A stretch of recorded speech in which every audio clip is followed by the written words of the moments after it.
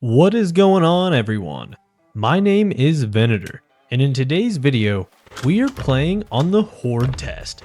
That's right, I'm finally checking out all these incredible changes that will eventually, hopefully, be coming to the game this year.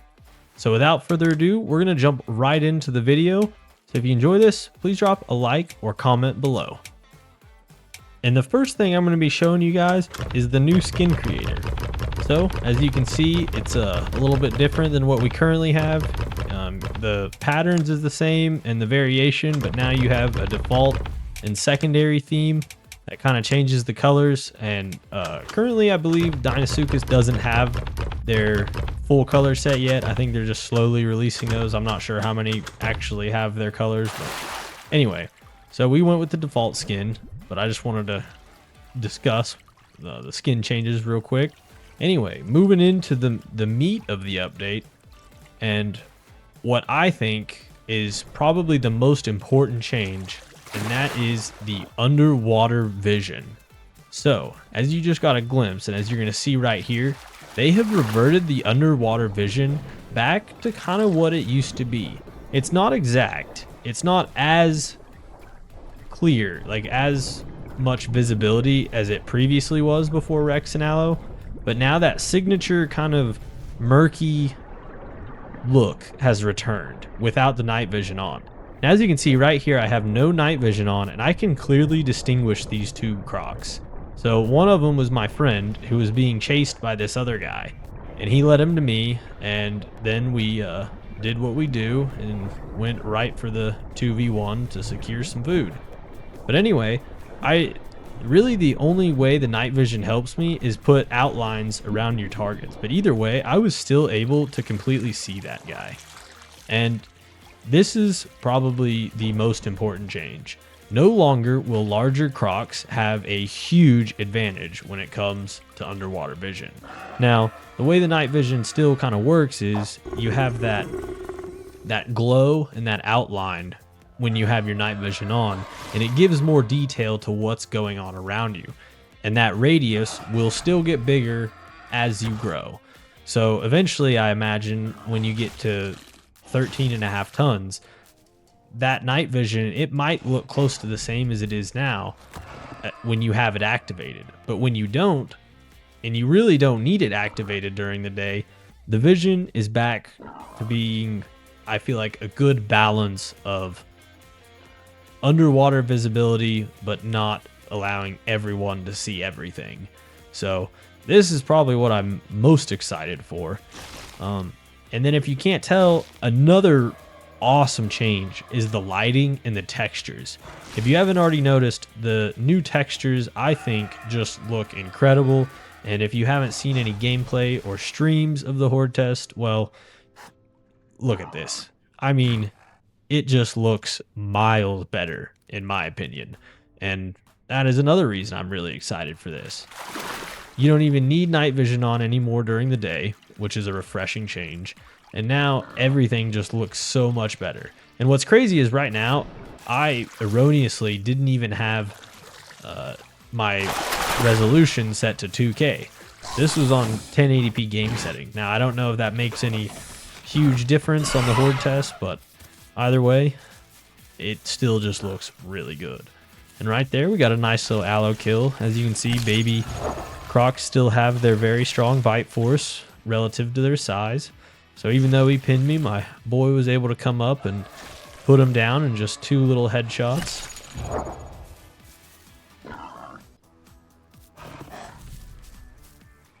And then, with the addition of the Ostroraptor, there is another small food source for growing crocs, which I think is huge. Having something that can play in and around the water and add to the Deinosuchus ecosystem is something that it desperately needs.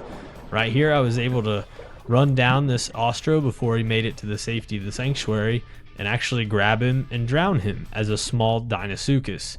Typically, this kind of gameplay loop of being able to grab and drown things only really happens with other Deinosuchus, and introducing more things into the ecosystem for smaller gators to hunt, I think will really help with the overall cannibalism and nature of growing this thing.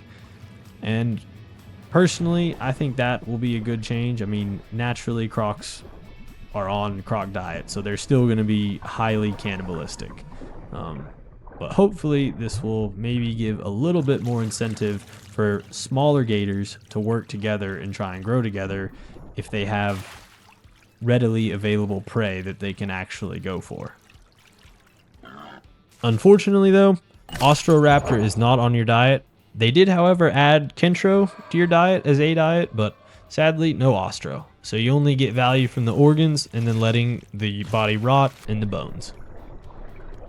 Moving on to the next change that I think is very good is the fish AI rework. So now it's not completely smoothed out yet. As you can see, the movement is still very, very jumpy, but now schooling fish and elite fish don't just sit in one spot. They will move up and down the waterways. Now I don't know the bounds of this, but as you can see, the fish just swim up and down, and they're pretty quick. It took me a little bit to get catching these guys down. In the horde test, it's very buggy, and the hitboxes are on these guys are pretty big, so most of the time you just have to bite around them and you'll eventually get one. And like always, you can hold the fish for 7 minutes and then they give you a diet. And then as for the elite fish, well, it seems like they have the attacking feature currently in this build of the horde test turned off. So as a small croc, you can go up to these guys, just keep landing bites on them, and eventually they'll go down. Now you do have to grow to, I can't remember what the weight is, probably like 80 to 100 kilos, somewhere in there, until you can actually pick one of these guys up in the water. But once you're able to do that, I mean, there's just tons of food. Now this was a whatever population the horde test is, just over 100 players. So the real question will be if this carries over to unofficial servers that have the population over 400. If water AI is actually fixed and makes it to the live build, that will be a huge quality of life update that I cannot wait to see, and will really help a lot of new players grow their own Deinosuchus without feeling like they are playing a continuous starving simulator, which is kind of how it currently is.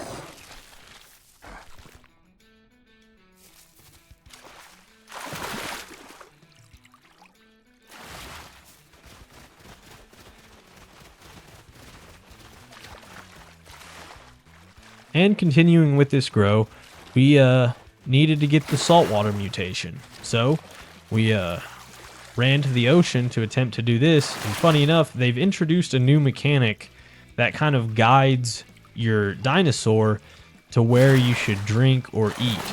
So when you try and get saltwater, the game is trying to inhibit you from doing so, because technically you shouldn't drink salt water. So currently on the horde test, to get around this, you have to go up and bite at the water and then immediately kind of tap or spam E to get it to activate. Now right here, we were kind of all over the place and just biting the water and running around, and I stupidly ran right in front of my teammate's mouth just as he happened to bite and headshot me. And look at that, nearly killed me. One bite, another bite, and I'm dead. Anyway, friendly fire does happen, but back to the saltwater. You just got to keep biting and tapping E, and eventually it will work. And it seems like if you can get it quick enough, it still is just one stomach full of salt water to get the saltwater mutation.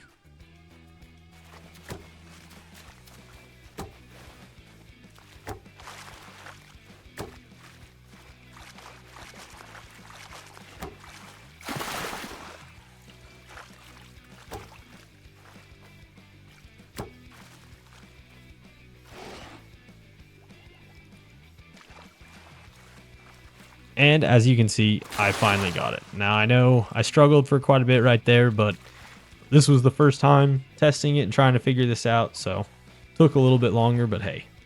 Now at least if you guys are playing the horde test, you'll know how to get the saltwater drinking to work. Hopefully this bug gets ironed out before it makes its way to the live build. But knowing the game, you never know. So after we both had saltwater, we went back to swamps, grabbed an elite fish, I healed up, We grew for a little bit, and then it was time to head out to the ocean and make our swim over to one of probably the biggest changes that we've had in a long time. And that is based off of what you guys have seen in the thumbnail, and that would be the map changes in regards to basically the entirety of the mud flats to lagoon to west swamp area of the map. All of this has been reworked, and now, as you can see from the thumbnail and then the picture I show here, it is all completely different. They've added all these pools and this river that goes all the way up to lagoon and basically connects to mud flats, and you can still walk up to South Plains River. Now, when you make your way all the way down here, you'll come to the entrance of this, I don't know what you call it. I think they're supposed to be geysers, so Geyser Lagoon, I don't know. We'll see what the Voldona actually names it. I will follow whatever they call it naturally, since that is the map that I prefer to use.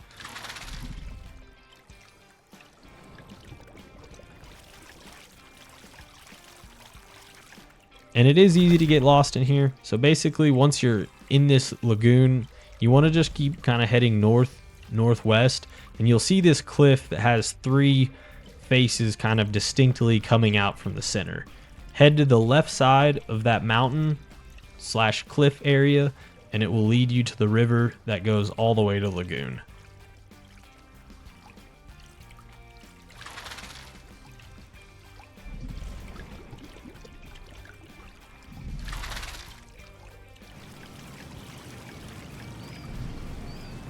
And then here in lagoon, this is where we kept continuing with our grow. We decided we would try and keep growing up in South Plains River, since really the only AI that spawned in the ocean, or at least that we saw currently, was turtles. Now, around estuary, I have seen elite fish and schooling fish spawn there specifically, but that was a long time ago. So it'll be interesting to see how fish in the ocean work together in the build that gets released to Evrima. So anyway, with our grow, we wanted to go up here to the river and try and keep growing.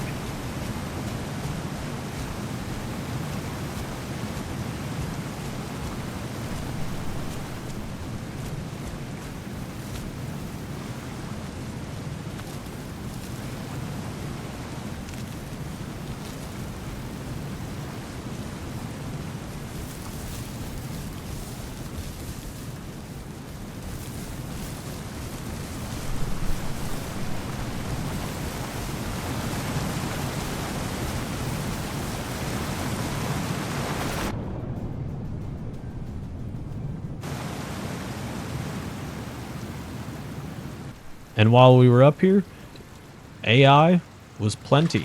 Just like in swamps, there was elite fish and schooling fish everywhere.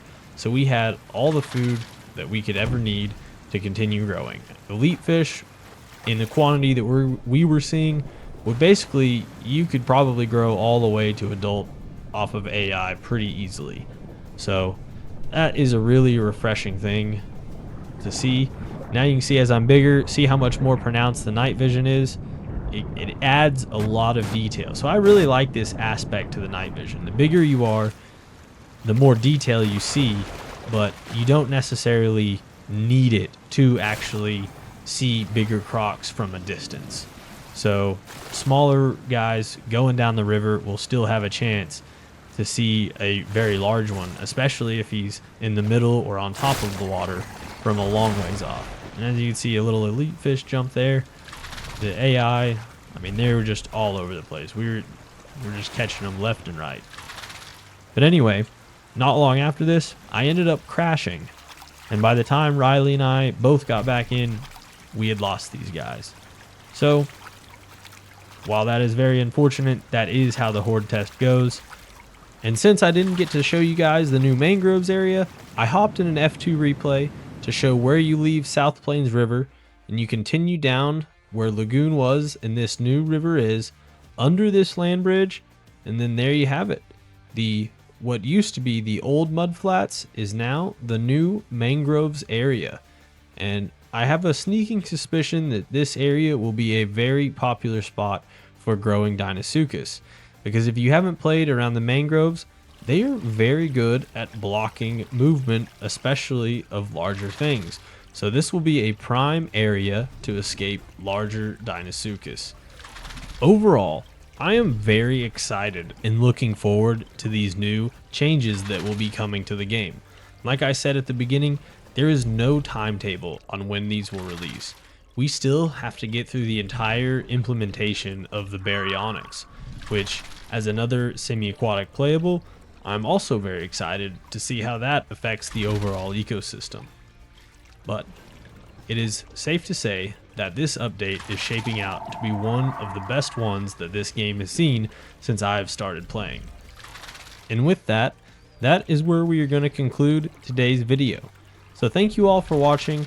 I hope you enjoyed getting to see this new update that will eventually be coming to the game. And if you want to check it out, you just got to download the Hordetest branch through Steam, and you can go see all these awesome changes early before they actually release. Anyway, we'll see you all next time, and happy hunting.